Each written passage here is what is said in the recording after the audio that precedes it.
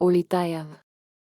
ನಮ್ಮ ಕೊನೆಯ ವಿಡಿಯೋದಲ್ಲಿ ಶ್ರೀ ಮತ್ತು ಶ್ರೀಮತಿ ಸಿಂಗ್ ಪ್ರತಿ ತಿಂಗಳು ತಮ್ಮ ಬ್ಯಾಂಕ್ ಖಾತೆಗೆ ಸ್ವಲ್ಪ ಹಣವನ್ನು ಉಳಿತಾಯವಾಗಿ ಜಮಾ ಮಾಡುವುದನ್ನು ನಾವು ನೋಡಿದ್ದೇವೆ.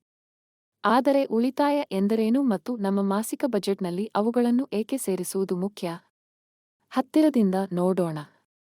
ಹಣವನ್ನು ಉಳಿಸುವುದು ಎಂದರೆ ನಿಮ್ಮ ಆದಾಯದ ಒಂದು ಭಾಗವನ್ನು ತಕ್ಷಣವೇ ಖರ್ಚು ಮಾಡುವ ಬದಲು ನಂತರ ಉಳಿಸಲು ನೀವು ಪ್ರತಿ ತಿಂಗಳು ಮೀಸಲಿಡುತ್ತೀರಿ. ಉಳಿತಾಯವು ಭವಿಷ್ಯಕ್ಕಾಗಿ ಯೋಜಿಸಲು ಮತ್ತು ಉತ್ತಮ ಹಣಕಾಸಿನ ನಿರ್ಧಾರಗಳನ್ನು ತೆಗೆದುಕೊಳ್ಳಲು ನಿಮಗೆ ಸಹಾಯ ಮಾಡುತ್ತದೆ. ಉಳಿತಾಯವು ಸುರಕ್ಷಾ ಕವಚವಾಗಿ ಕಾರ್ಯನಿರ್ವಹಿಸುತ್ತದೆ. ನೀವು ಎಂದಾದರೂ ಹಣಕಾಸಿನ ತೊಂದರೆಗೆ ಸಿಲುಕಿದರೆ ಉಳಿತಾಯ ಎಂಬುವ ಸುರಕ್ಷಾ ಕವಚವು ನಿಮ್ಮನ್ನು ಕಾಪಾಡುತ್ತದೆ. ಉಳಿತಾಯವು ಹಣಕಾಸಿನ ನಿರ್ಧಾರಗಳನ್ನು ತೆಗೆದುಕೊಳ್ಳಲು ನಿಮಗೆ ಹೆಚ್ಚುವರಿ ಸಮಯವನ್ನು ನೀಡುತ್ತದೆ. ನಿಮ್ಮ ಹಣವನ್ನು ಖರ್ಚು ಮಾಡುವ ಮೊದಲು ನಿಮಗೆ ಹೆಚ್ಚು ಬೇಕಾದುದನ್ನು ಮತ್ತು ಇದು ಆರ್ಥಿಕವಾಗಿ ಸ್ಮಾರ್ಟ್ ನಿರ್ಧಾರವೇ ಎಂದು ನೀವು ಯೋಚಿಸಬಹುದು. ನೀವು ಆರ್ಥಿಕವಾಗಿ ಸ್ಮಾರ್ಟ್ ಉದ್ಯಮಿ ಎಂದು ಖಚಿತಪಡಿಸಿಕೊಳ್ಳಲು ಈ ಚಿಂತನೆಯ ಸಮಯ ನಿಜವಾಗಿಯೂ ಮುಖ್ಯವಾಗಿದೆ. ಉಳಿತಾಯವನ್ನು ಹೊಂದಿರುವುದು ಏಕೆ ಮುಖ್ಯ?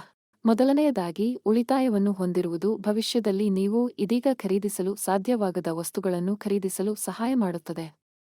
ಉದಾಹರಣೆಗೆ, ನೀವು ಮೊಬೈಲ್ ಫೋನ್ ಅಥವಾ ಸೌರ ಫ್ಯಾನ್ ಖರೀದಿಸಲು ಬಯಸಿದರೆ, ಈಗ ಒಂದನ್ನು ಖರೀದಿಸಲು ನಿಮ್ಮ ಬಳಿ ಸಾಕಷ್ಟು ಹಣವಿಲ್ಲದಿರಬಹುದು. ಆದರೆ ನೀವು ನಿಮ್ಮ ಹಣವನ್ನು ಉಳಿಸಿದರೆ, ಭವಿಷ್ಯದಲ್ಲಿ ನೀವು ಒಂದನ್ನು ಖರೀದಿಸಲು ಸಾಧ್ಯವಾಗುತ್ತದೆ.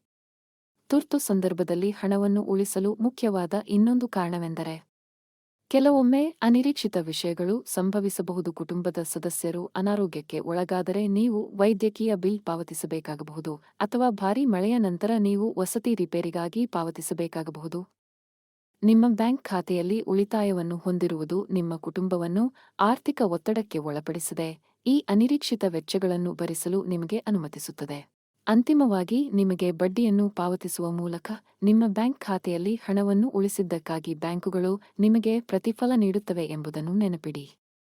ಮೂಲತಃ ನೀವು ಬ್ಯಾಂಕ್ ಖಾತೆಯನ್ನು ಹೊಂದಿದ್ದರೆ, ಪ್ರತಿ ವರ್ಷ ನಿಮ್ಮ ಖಾತೆಯಲ್ಲಿನ ಹಣದ ಮೌಲ್ಯದ 3% ಮತ್ತು 7% ನಡುವೆ ಬ್ಯಾಂಕ್ ನಿಮಗೆ ಪಾವತಿಸುತ್ತದೆ.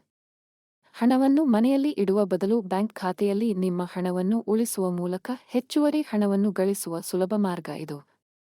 ಇದರಿಂದ ತಿಳಿದುಕೊಳ್ಳುವುದೇನೆಂದರೆ, ಈ ವಿಡಿಯೋದಲ್ಲಿ ಉಳಿತಾಯದ ಪ್ರಾಮುಖ್ಯತೆಯ ಬಗ್ಗೆ ತಿಳಿದಿದ್ದೀರಿ.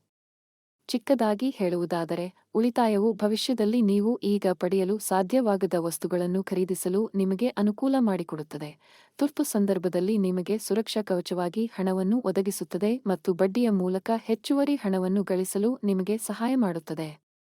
ನಿಮ್ಮ ಉಳಿತಾಯ ಮತ್ತು ಆರ್ಥಿಕ ಸ್ವಾತಂತ್ರ್ಯವನ್ನು ಹೆಚ್ಚಿಸಲು ಹೂಡಿಕೆ ಹೇಗೆ ಸಹಾಯ ಮಾಡುತ್ತದೆ ಎಂಬುದನ್ನು ತಿಳಿಯಲು ಮುಂದಿನ ಮಾಡ್ಯೂಲ್ಗೆ ಕ್ಲಿಕ್ ಮಾಡಿ.